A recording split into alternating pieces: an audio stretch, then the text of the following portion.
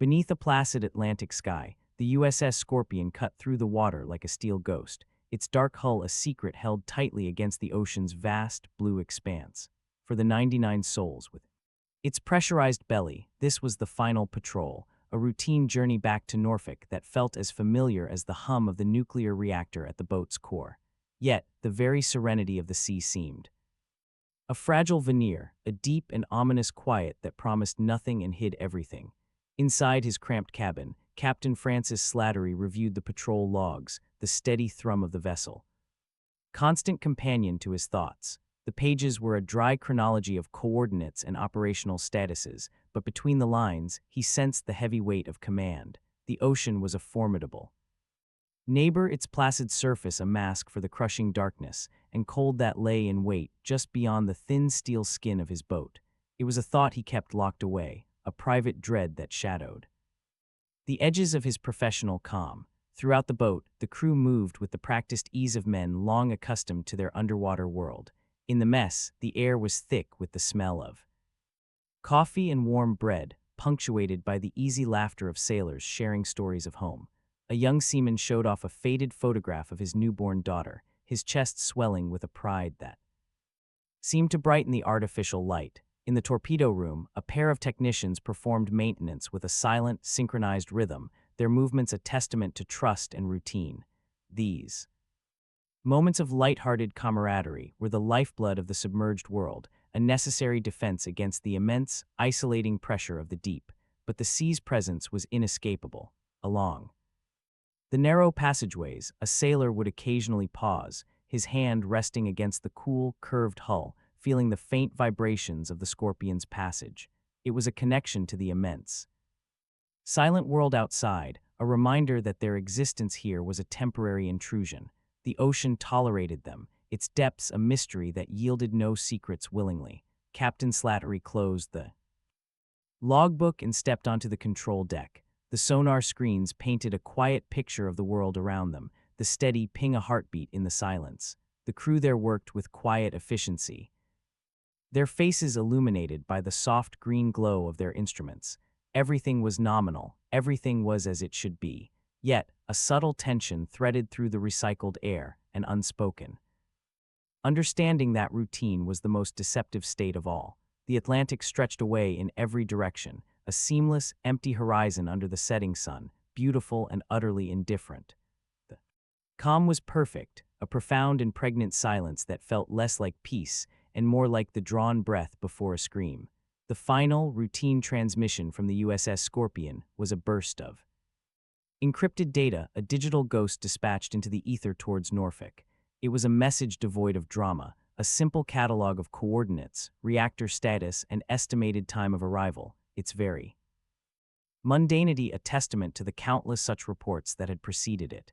Inside the radio room, the technician who sent it felt no flicker of premonition, only the familiar weight of the headset and the satisfaction of a task completed. The signal vanished from his console, and the Scorpion, for all official purposes, had fulfilled its obligation, a checkmark in a logbook soon to be scrutinized by desperate men. Deep within the boat's sound-insulated bow, sonar technician second-class Miller listened to the ocean's symphony.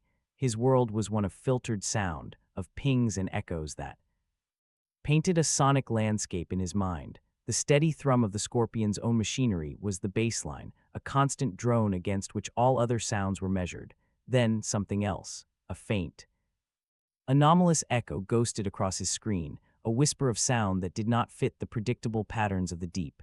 It was a transient, shimmering blur, there and then gone, like a fish darting through a sunbeam. He adjusted his dials, his brow furrowed in concentration, isolating the sound.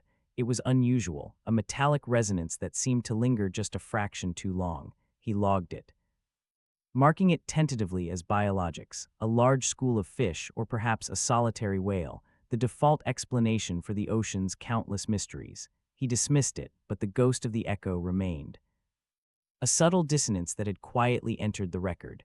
Throughout the vessel, the crew's camaraderie provided a warm, human counterpoint to the cold precision of their environment. In the mess, the clatter of a chess game drew a small crowd, the players locked in a silent battle of strategy while their shipmates offered silent, mimed advice and shared cigarettes.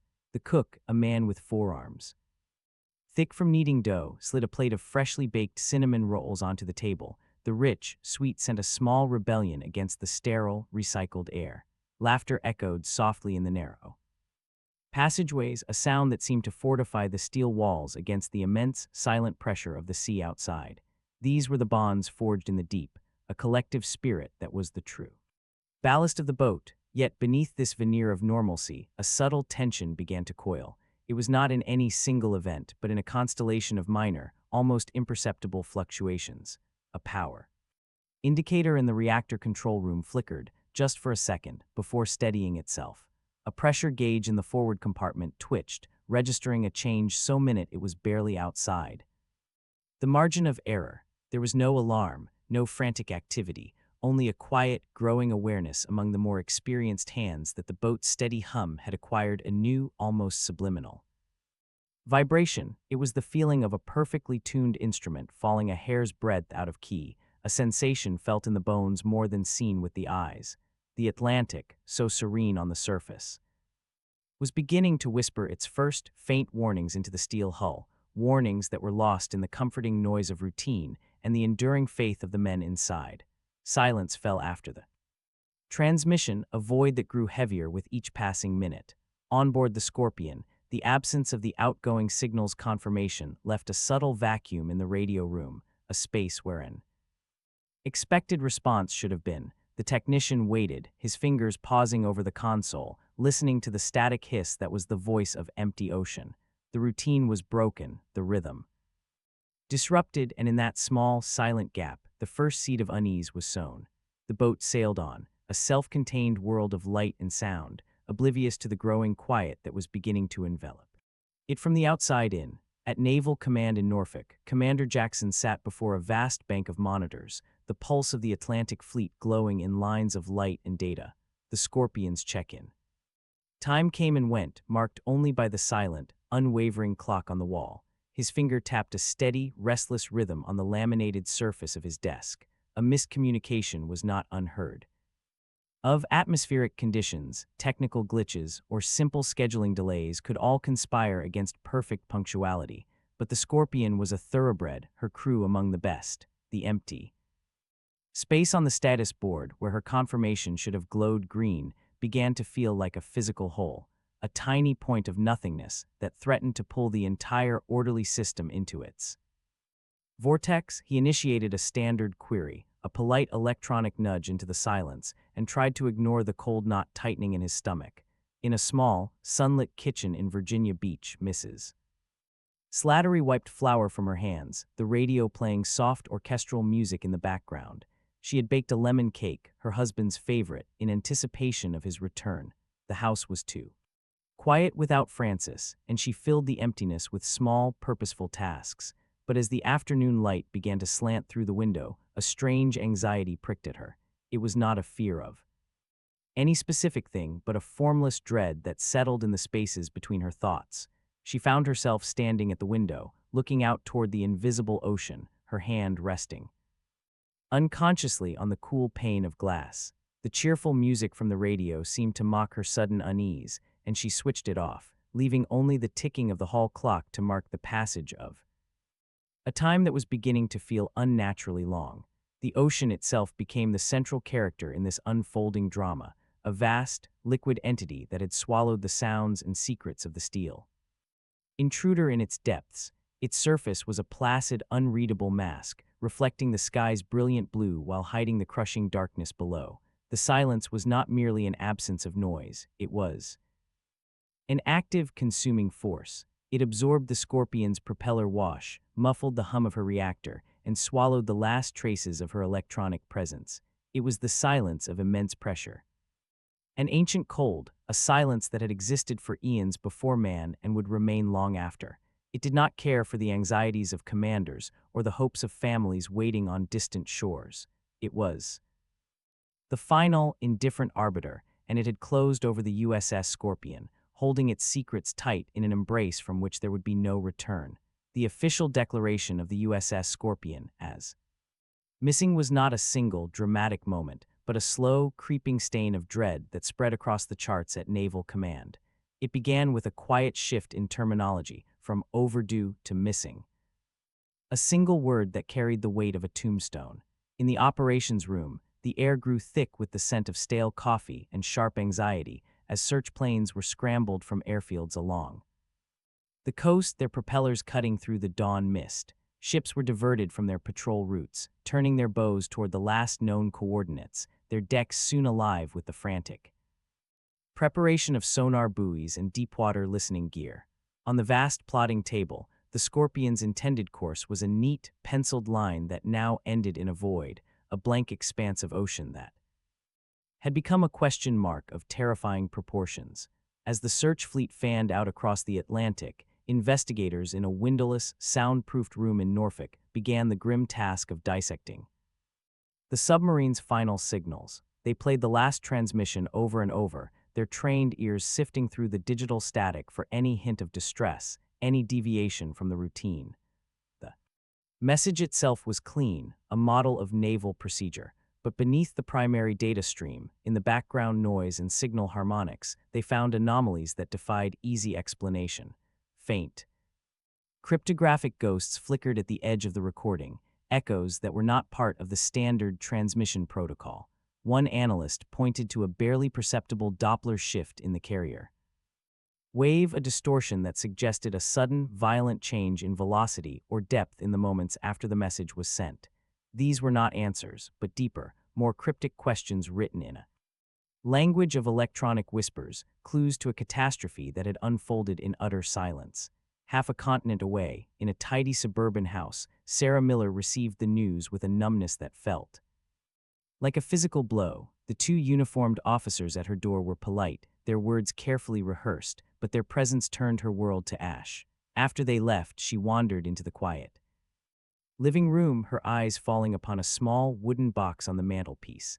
Inside, nestled in velvet, lay the last letter from her husband, sonar technician Miller. She did not need to read it. She had memorized every loop of his handwriting. He had written of the strange echo he had logged, dismissing it as biologics, but confessing it had left him with an odd, unsettled feeling he couldn't shake. He had written of his longing for home, for the sound of her laughter, and of his hope that this patrol would be their last long separation.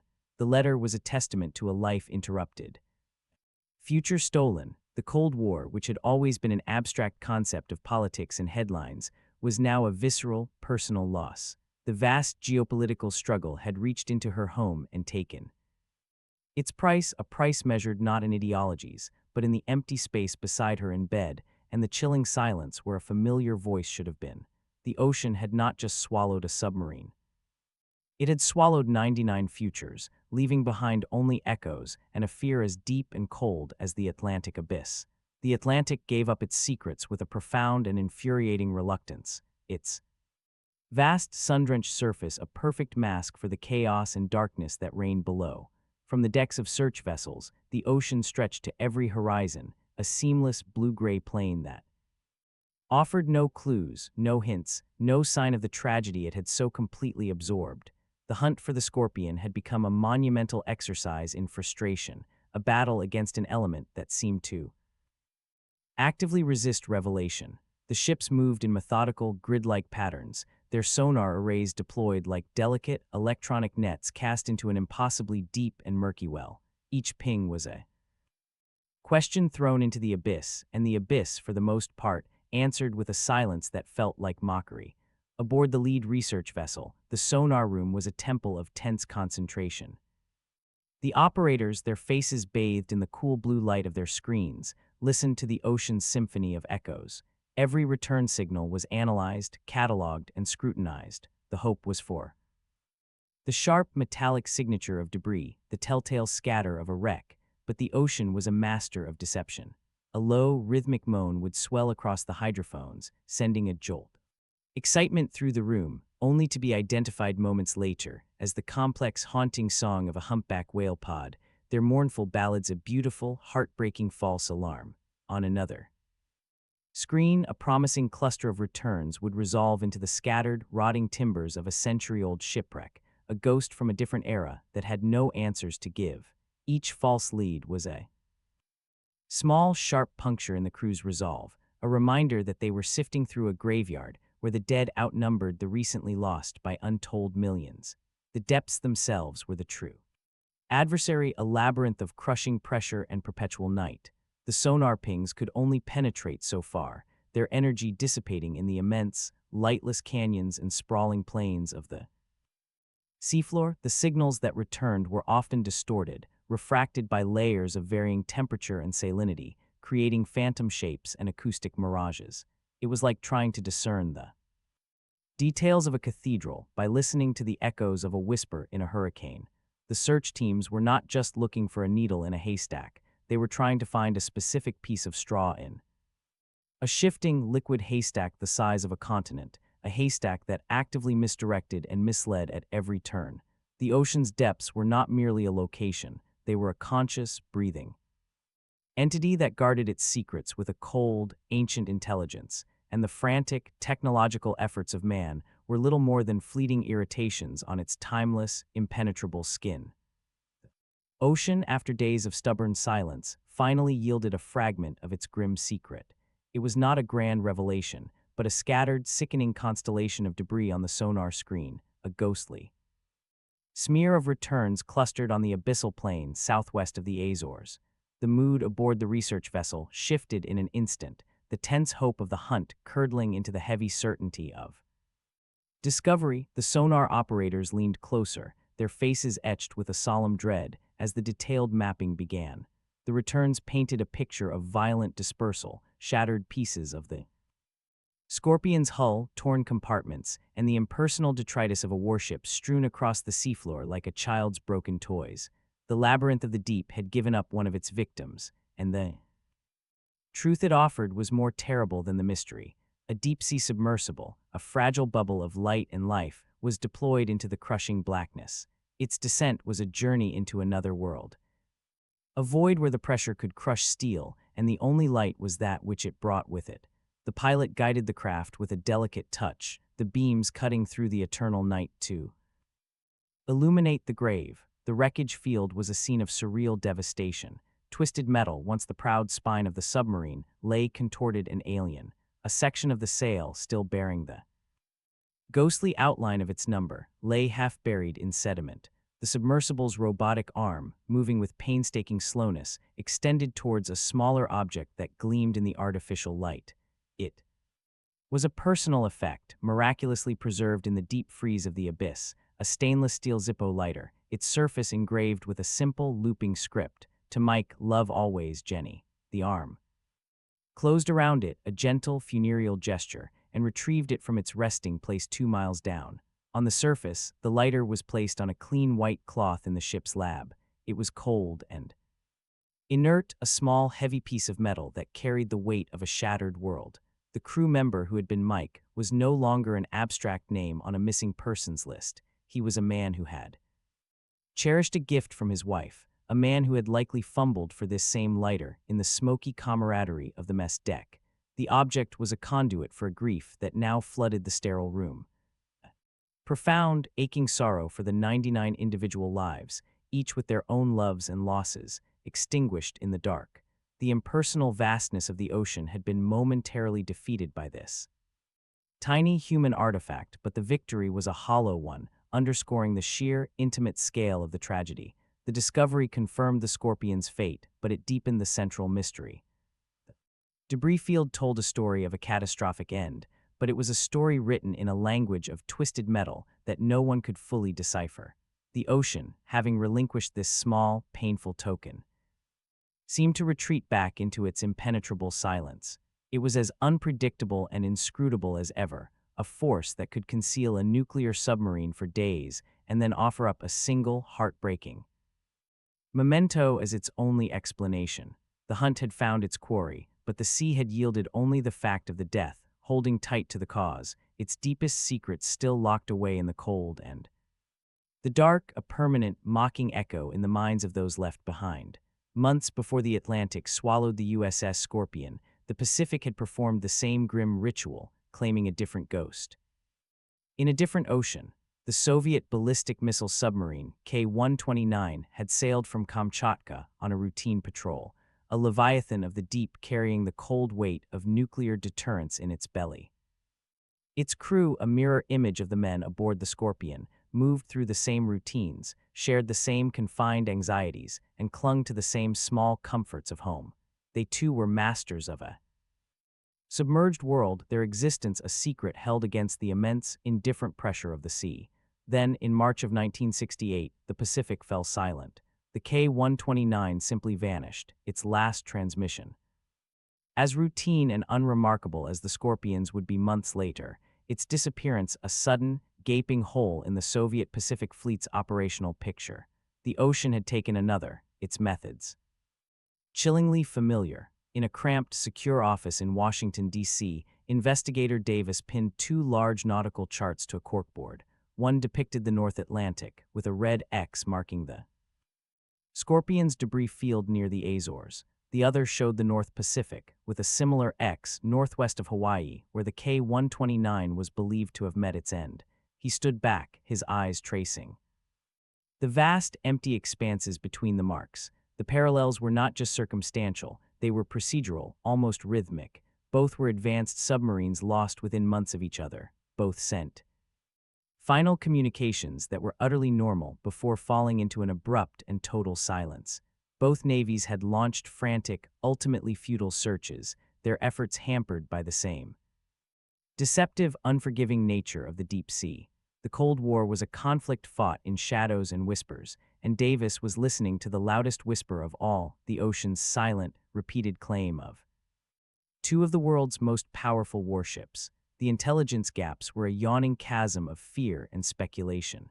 The Soviets had been as baffled by the loss of K-129 as the Americans now were by the Scorpion. Davis reviewed the fragmented intelligence reports, Soviet search patterns that mirrored the U.S. efforts, the same confusion in their command structure, the same desperate, unspoken hope for a miracle. In the shadowy world of naval intelligence, every event was viewed through the prism of confrontation.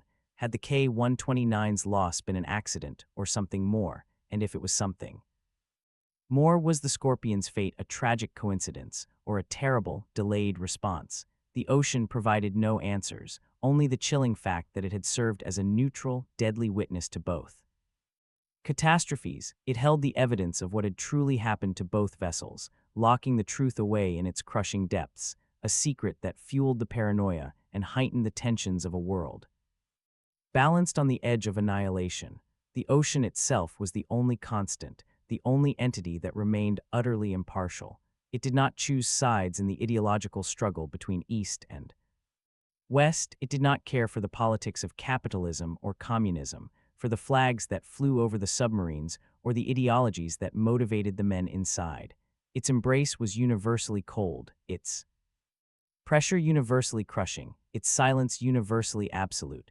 It was the great, leveling force, a timeless arena where human ingenuity and ambition were humbled by primordial power. The echoes of K-129 and the vanishing of the Scorpion were not separate tragedies, but two verses of the same dark hymn, sung by the deep. The ocean had borne witness to the beginning and the end of both vessels, and it now held their stories in a perfect, unbreakable confidence, a neutral keeper of secrets in a world desperate for answers. The debris field, once a grim confirmation of loss, now became a sprawling, silent crime scene scattered across the ocean floor. In the sterile, brightly lit conference rooms of the Naval Inquiry Board, the hunt for answers began in earnest, shifting from the vastness of the sea to the minute details of fractured metal and engineering schematics. The first and most persistent theory to take root was one of catastrophic mechanical failure, a silent killer born from within the submarine's own complex anatomy.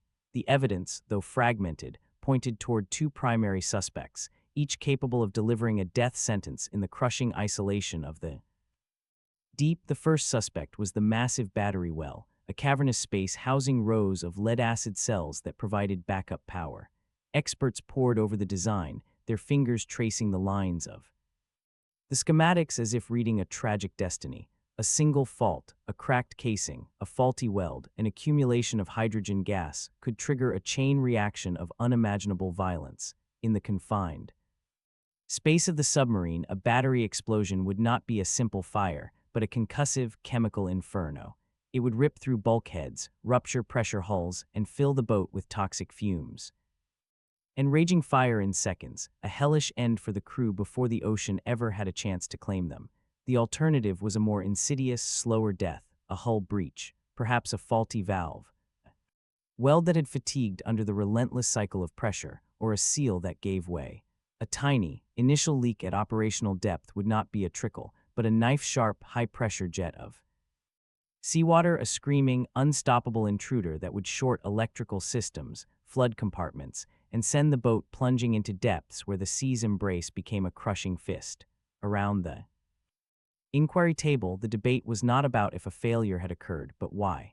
The Scorpion was a skipjack-class submarine, a design praised for its speed and agility, but some engineers now spoke in hushed, serious tones of potential flaws. They debated the metallurgy of the hull steel, the integrity of the thousands of feet of piping, the complexity of the reactor control systems. Had the relentless pace of Cold War patrols pushed the boat beyond its design limits?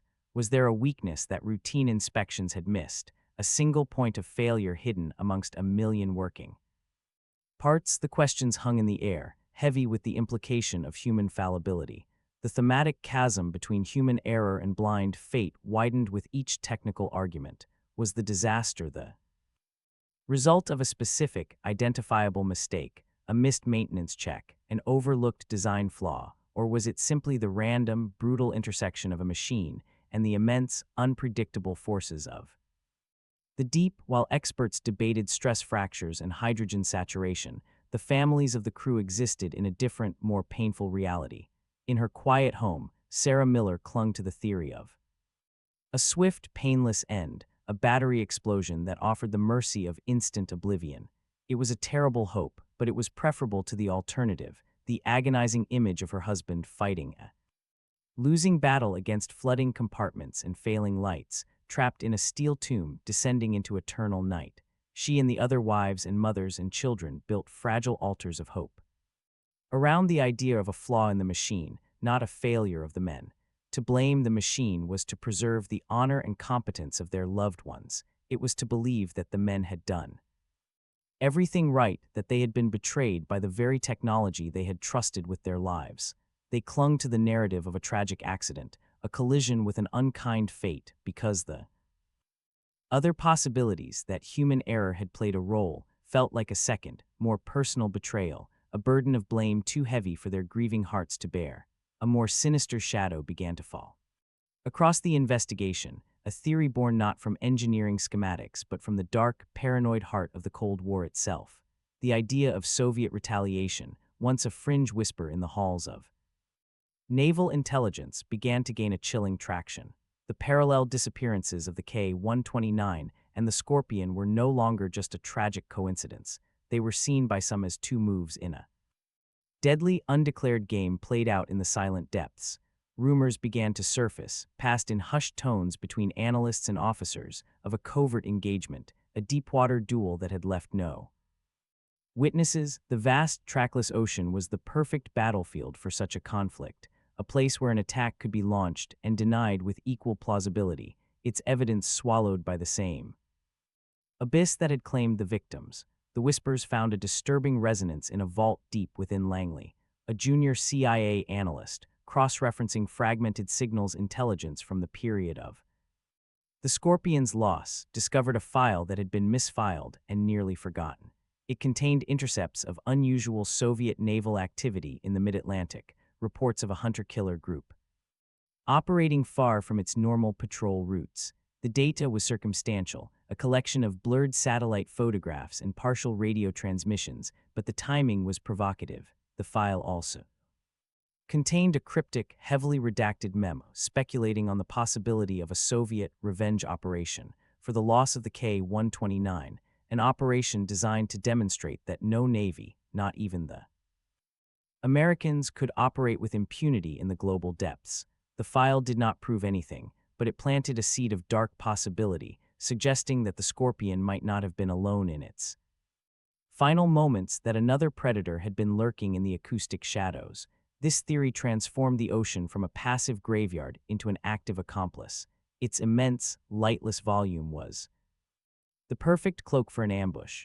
A Soviet submarine could have lain in wait, its own sounds masked by the ocean's natural cacophony, the shifting of currents, the chorus of marine life, the groan of the Earth itself. An attack, whether by a homing torpedo or some other, more experimental weapon, would have been a sudden, violent eruption in the silence, its acoustic signature quickly dissipated and absorbed by the miles of water. The ocean's very nature, its ability to muffle, distort, and conceal, made it the ideal partner in a perfect crime of war.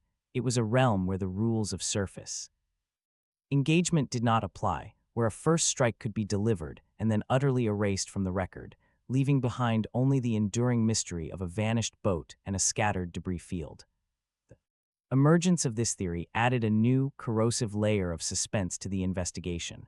The quest for truth was no longer just a technical or tragic puzzle, it was now a geopolitical minefield. The possibility of an undeclared underwater battle raised terrifying questions about the fragile balance of power and the invisible front lines of the Cold War. The ocean, which had always been a barrier and a mystery, was now revealed as a potential battlefield, its depths a hiding place for secrets more dangerous than any wreck. It held the truth about the Scorpion's final moments, but it was a truth tangled in the dark weeds of espionage, retaliation, and the unblinking, hostile gaze of a rival superpower.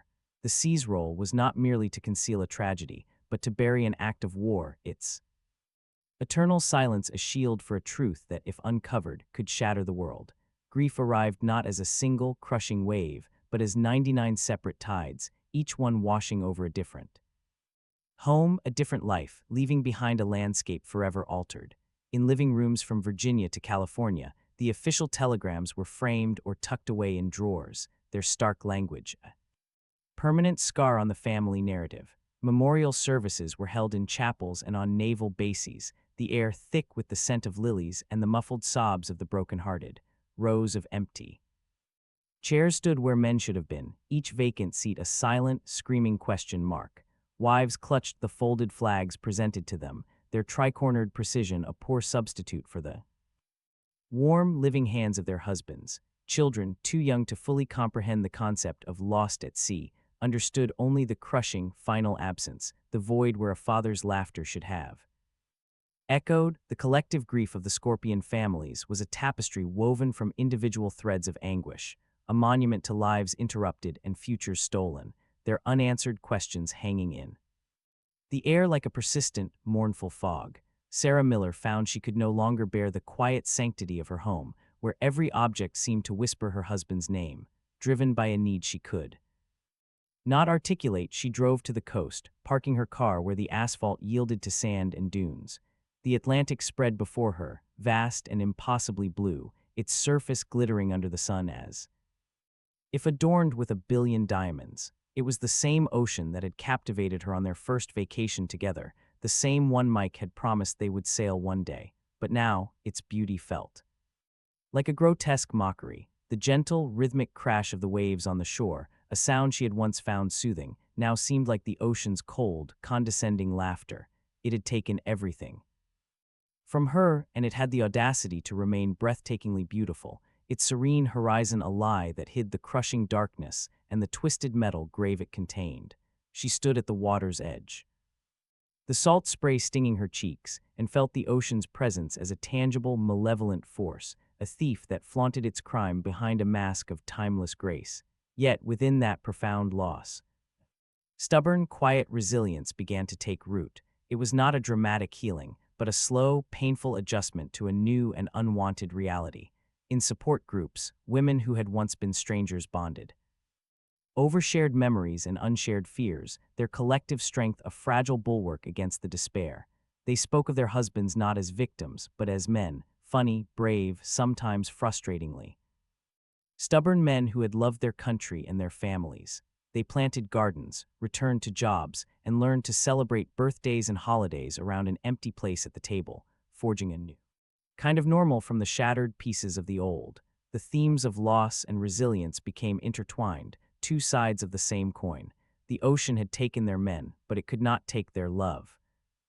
Their memories or their will to endure. They were the living legacy of the Scorpion, a testament to the human spirit's ability to find a footing even on the most broken ground, their quiet courage, a final, unspoken defiance against the deep's cold, mocking silence. The official reports, once considered the definitive narrative of the Scorpion's loss, now lay spread across Davis's desk like patient's chart revealing symptoms of a deeper, systemic illness. He had read them a dozen times, and with each pass, the clean, bureaucratic language began to curdle, the gaps in logic widening into chasms of deliberate omission.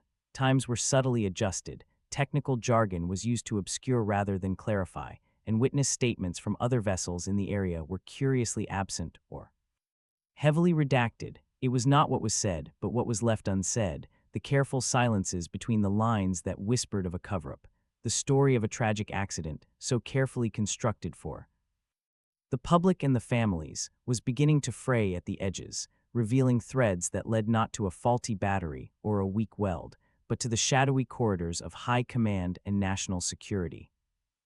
Davis's focus narrowed to the sonar data, the submarine's final electronic heartbeat. He isolated the recordings from the Scorpion's own towed array sonar, the most sensitive ears on the boat, and compared them to the hydrophone data from the distant, secretive SOSUS network on the ocean floor.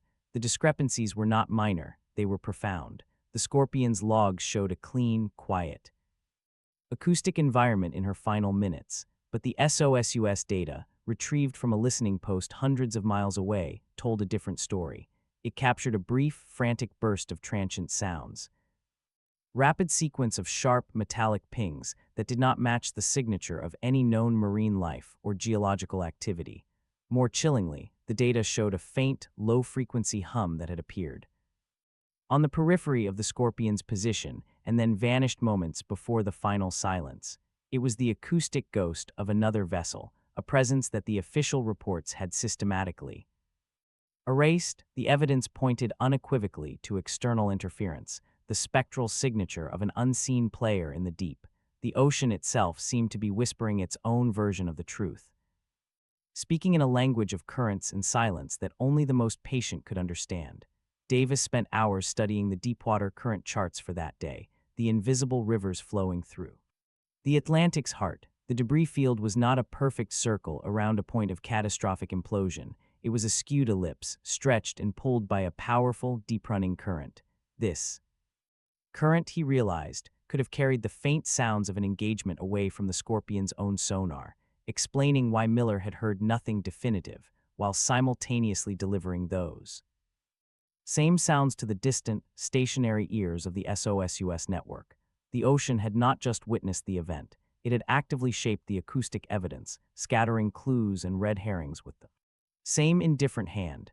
Its immense fluid body had been a canvas, and the truth was painted upon it in sounds that were distorted, carried away, and ultimately swallowed, leaving behind only echoes and a deep, conspiratorial silence that now screamed of a hidden history buried beneath layers of official secrecy and the sea's own impenetrable depths. The ocean was not a grave, but a living, breathing vault, and its depths guarded the truth of the Scorpion with a cold, ancient sentience. It was a character in its own right, a being of immense pressure and perpetual night that had watched the steel intruder descend into its realm and had closed around the mystery with a possessive, indifferent grip. Its currents were its thoughts, its crushing silence its voice, and it held the secrets of the submarine's final moments locked within a darkness so absolute it felt intelligent, deliberate.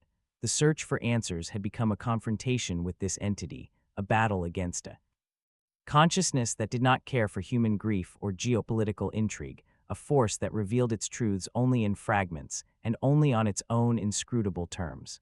A deep-sea submersible, the Proteus, was sent back down, a tiny, illuminated bubble descending into the vault. Its mission was not just to map debris, but to listen, to feel, to commune with the deep in a way that sonar pings and robotic arms could not. As it settled near the main wreckage field, its external hydrophones were activated, feeding the sounds of the abyss into the headphones of the specialists on the support ship. The expected sounds were there, the creak and groan of the Scorpion's dying hull settling into the sediment, the faint, skittering clicks of deep-sea crustaceans picking at the ruins. But then, something else, an unexplained sound, low and resonant, pulsed through the darkness, a single, deep note that seemed to vibrate through the very water itself. It was not mechanical, not biological. It was a sound of pure pressure, of shifting continental plates, or perhaps something else, a sonic footprint left by the catastrophe, an echo of the violent event that the ocean had recorded and now played back on an endless, slow loop. It was a phenomenon without a clear source, a whisper from the deep that answered no questions, only posed deeper, more eerie ones. The ocean's indifference was its most terrifying quality. It did not mourn the 99 men entombed within its grasp, nor did it gloat over the confusion of the investigators on the surface. It was a realm of pure physics and timeless process, where a nuclear submarine was just another piece of sediment to be slowly buried, another source of minerals for the bizarre, ghostly life forms that thrived in the absolute blackness. As the Proteus's lights swept over the shattered sail, they illuminated a garden of pale, translucent tube worms that had already begun to colonize the steel, their feathery plumes feeding on the chemical soup leaking from the wreck. The scene was one of surreal, awful beauty, the handiwork of man being dismantled and absorbed by the relentless, apathetic cycle of the deep. The ocean was not hiding the truth out of malice. It was simply being itself, a vast, amnesiac entity that incorporated all things into its own slow, cold metabolism. The mystery of the scorpion was not a puzzle it refused to solve, but an event it had already begun to forget, its secrets dissolving not into conspiracy, but into the eternal, indifferent silence of the abyss. The Proteus's lights, twin beams of defiant clarity in the abyssal night, lingered on the scorpion's mangled aft section. There, amidst the grotesque sculpture of torn steel, lay the key piece of evidence, the one the ocean had reluctantly surrendered. The starboard torpedo tube door was not merely open, it was violently inverted, wrenched inward as if by a giant, unseen hand. The metal around its rim was curled and blackened, a blossom of destruction pointing not outward toward a hypothetical enemy, but inward, into the heart of the boat. This was the signature of an internal explosion, a catastrophic event that had turned the submarine's own weaponry against itself.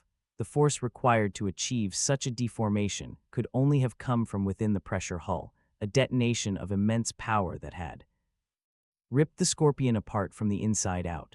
The evidence was stark, undeniable, a brutal fact etched in twisted metal. Yet, for every answer the wreck provided, it spawned a dozen more questions that hung in the cold, dark water. What had triggered the explosion? A faulty torpedo, a fire in the torpedo room that had cooked off a warhead. The official reports would eventually settle on the theory of a hot run, a torpedo engine igniting inside the tube.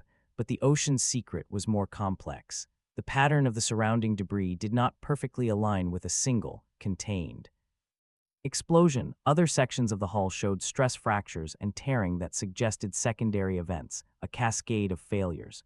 The ocean refused to yield a simple, linear narrative. It presented the fact of the internal explosion like a single, crucial chapter torn from a book, leaving the context, the prologue, and the epilogue to drown in the eternal gloom. The cause was clear, but the catalyst remained locked away, a final, mocking ambiguity held tight in the deep's possessive grasp. Back on the surface, in a room filled with the ghosts of data and theory, Davis stared at the high-resolution photographs of the inverted torpedo tube. The image was seared into his mind, a haunting echo that resonated across oceans and ideologies. His thoughts drifted back to the Soviet K-129, to the classified files and the fragmented intelligence. The official Soviet story for their loss was also one of internal catastrophe, a hydrogen gas explosion from faulty batteries, two rival submarines, two parallel tragedies, both officially attributed to internal failure. The coincidence was too perfect, the symmetry too neat. A chilling realization settled over him, cold and heavy as sea ice. What if the ocean's secret was not about how they died, but about why their stories were so similar? What if the truth was not a technical failure, but a geopolitical pact of mutual silence? An unspoken agreement between superpowers to bury the terrifying possibility of a deepwater war, in a shared, convenient narrative of accident and misfortune. The ocean had not just concealed a wreck. It had become the perfect alibi for a conspiracy of silence. In the end, the Atlantic would not yield its full story. It had given up the twisted metal, the personal effects, the haunting sonar.